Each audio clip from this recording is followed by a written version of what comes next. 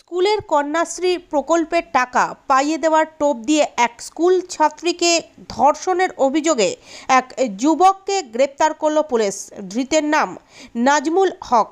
ঘটনার তদন্ত শুরু করেছে পুলিশ। ধৃতের বিরুদ্ধে ধর্ষণের মামলা রুজু হয়েছে। স্থানীয় সূত্রের খবর, নাজমুল এলাকায় তৃণমূল কর্মী হিসেবে পরিচিত। স্থানীয় একটি পঞ্চায়েতের তৃণমূলের উপপ্রধানের ঘনিষ্ঠ সে। এমনকি ওই পঞ্চায়েতের বিভিন্ন কাজকর্ম সে দেখাশোনা করে।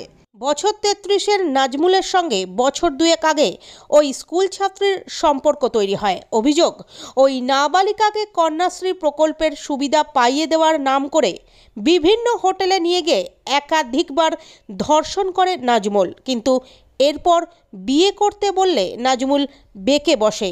এরপরই নাবালিকার পরিবারের তরফে ঢোলাহাট থানায় অভিযোগ দায়ের করা হয়। সেই অভিযোগের ভিত্তিতে অভিযুক্তকে গ্রেপ্তার করে ঢোলাহাট থানার পুলিশ।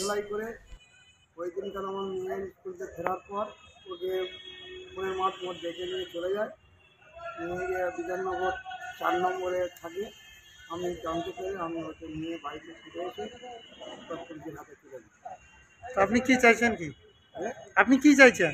আমি চাই অপরাধীকে সাজা হোক। আপনার নাম? আমার নাম তারাশঙ্কর রায়, গ্রাম ঘোষবাড়িয়া, রাজধানী।